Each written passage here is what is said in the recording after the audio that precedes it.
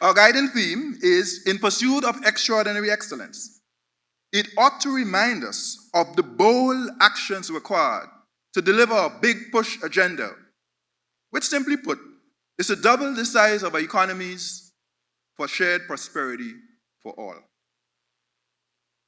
I must confess, I had intended to limit my remarks to the theme and subthemes of this dialogue, but in light of recent developments, I am compelled to focus my brief remarks on the macroeconomic implications of this present moment.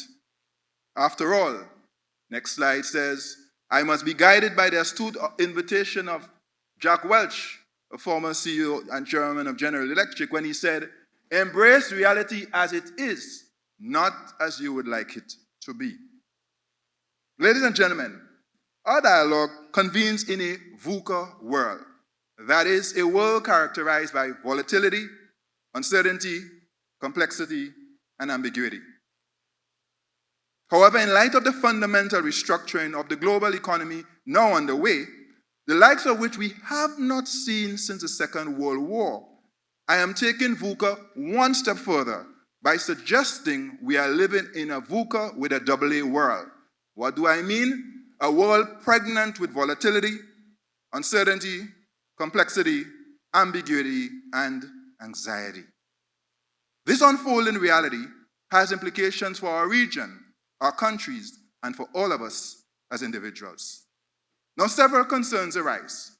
However, our most immediate concerns are inflation and a slowing global economy occasioned by this tariff war. And let's be clear about this. Inflation is a tax on everyone because it reduces the purchasing power of all. However, it is a particularly pernicious tax on the poor and our most vulnerable families, as well as businesses, many of which are micro and small. Furthermore, the imposition of fines on ships originating out of China or made in China would increase shipping costs exorbitantly and also lead to significant price hikes on goods included in the construction sector, and raises the real prospect of unavailability or unaffordability, and that is something we have to contend with. The effect of all of this is to put pressure on the fiscal situation of our governments, some of which have recovered fairly well since the pandemic. Now, most of our economies are currently experiencing a strong rebound in tourism, with arrivals now surpassing pre-pandemic levels. A slowing global economy, or worse yet, a global recession would reverse this progress, and we hope this outcome could be avoided. Evidently, the economic outlook is highly uncertain, and there is much we simply do not know. But ladies and gentlemen, this we know. We know this morning that our EC dollar remains strong. Yes, we know that for a certain fact. At this moment, the backing is 98%. The law requires us to be at 60%, with foreign reserves of $6 billion and growing, as you can see on screen. Our EC dollar has stood the test of time. Over nearly 5 decades, our EC dollar has withstood multiple shocks, and it will withstand this tariff shock. So all this speculation about the devaluation of the EC dollar, that's one thing you do not have to worry about. The other things we have to worry about, that is not one. Our confidence in this assertion is predicated on ECCB's long-standing conservative policy of maintaining high stocks of foreign reserves. For us, we've long believed that our conservative approach provides a bulwark of resilience for small, hyper-open economies and is a veritable insurance policy to help protect our regions in times of shocks. As the pandemic attests, this policy served us well then, it is serving us well now, and it will continue to serve us well into the future. Ladies and gentlemen, this crisis, if we call it that, must not be wasted. We must meet this moment, and we must emerge even stronger. And as I often say, resilience is not merely the capacity to withstand and absorb shocks. but to bounce forward. I repeat, to bounce forward. And now I wish to offer 3 key messages before I sit. Message number 1, in this moment, as a region, we must adopt a growth mindset. Such a mindset reframes our current challenges as opportunities and could propel our region in our lifelong pursuit of greater self-reliance and resilience. Second, we must now intensify our focus and implementation of the Big Push agenda, especially in the pursuit of food and nutrition security and energy security. And third, we must accelerate the scope and pace of regional integration and collective action. The Big Push agenda is on screen, and I merely want to focus on food and nutrition security and energy security just for a moment. As the chart indicates on the next slide, you would recognize that our food import bill is a challenge for which we must meet and address. We have considerable work to do to reduce our food import bill because, as you can see, over the last several years, rather than declining, it has actually increased. And the thing about it is that when the economy rebounds, as we did after the pandemic, food imports actually go up. And that's what we've seen. So we got to get our food imports down, significantly down. In this regard, I'm pleased to note that the ECCB, with the approval of the Monetary Council, recently disbursed a combined grant of $25 million to our member countries to support them in their efforts to boost food production and reduce our food import bill. Undoubtedly, more investments are required, especially with respect to meat, grains, and fruits and vegetables, as they account, as you can see, for more than half of our food import bill or basket. Actually, it's 53%. Who's going vegan this morning? Who's going vegan? All right, no takers on that. But we got to figure out how we're going to bring down meat, grains, and fruits and vegetables. Now is also the time for us to revisit and diversify the logistic hubs for our regions, and especially our intra-regional shipping arrangements. And I will not say more on that in the interest of time. Ladies and gentlemen, every single day, you and me, all of us, each of us has a choice. We can choose to curse darkness or light a candle.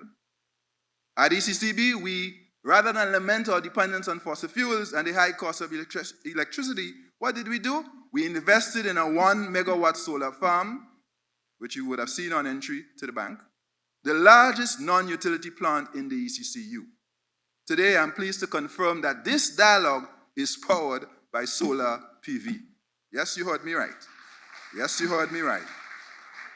Furthermore, the bank now saves $1.8 million per year in avoided energy costs. Energy security is one of the pillars of the Big Push, as you saw a moment ago.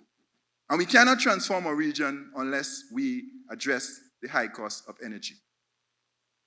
It is for this reason I welcome the recent announcement by the Ministers of Energy of the OECS for the Sustainable Energy Green Print to help accelerate our ambition and execution of the transition to renewable energy. And we are very supportive of that. Later this year, we hope to have Dominica come online with their 10 megawatt plant. They're looking towards, I think, December. We also know that in Nevis and in the Federation of St. Kitts and Nevis generally, there are significant plans to have geothermal in the Federation, and we are fully encouraging and supportive of those efforts, among others. Now, before I sit, I want to say a quick word, if I may, on the question of tourism. And there are going to be experts coming after me, so I will not tarry, except to say we now need to reimagine our tourism model. Why limit ourselves to a seasonal tourism model? Consider Singapore, for example, which is on track to surpass its record for international arrivals this year. What is the secret? Singapore ensures that every season is a tourist season. It enhances attractions, accelerates digital transformation, uses strategic marketing, and expands global outreach. And therefore, they are in a position, Singapore, to keep their tourism offerings relevant all year long. At this juncture, approximately 980 million employees are working remotely worldwide. What steps can we take for the ECCU to become a hub for remote work, offering both an appealing environment and the necessary amenities? A brief word on data. British mathematician Clive humbly coined the term data is the new oil, suggesting that like oil, data must be refined and processed to unlock its true value. There are several challenges with data in our region, and all I will say at this moment is that a well-crafted data and AI strategy is essential, not only to enhance operational efficiencies, but to drive competitiveness in this increasingly fast-paced VUCA world. I conclude. As a region, we must be relentless in our pursuit of excellence, inspired by Thea Gadsden, a triple jump Olympic champion, and Julian Alfred, or 100-meter Olympic champion. I remind my US colleagues all the time that the Caribbean won the 2024 Olympics. Check it out per capita. We did. Our central bank was birthed out of struggle and solidarity. When the West Indies Federation collapsed in 1962, we had to decide whether to wallow in self-pity or stand in solidarity. Not unlike this moment, those were very anxious times. But that struggle led to a defining moment of clarity and solidarity. Ultimately, it led to the establishment of the OECS in 1981 and the ECCB in 1983. Ladies and gentlemen, we are a region of small countries, but we are not without agency. Indeed, we are greater than we know, but are often constrained by the handicaps of insularity and our lack of imagination. Indeed, we are richer than we think, because although we are small island states, we are large ocean states.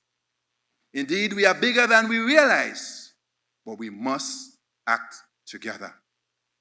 As the global economy fractures and restructures, will we come together to meet this moment? And will we do for ourselves what we can and must do for ourselves at home while we strenuously advocate abroad for just outcomes for small states such as ours?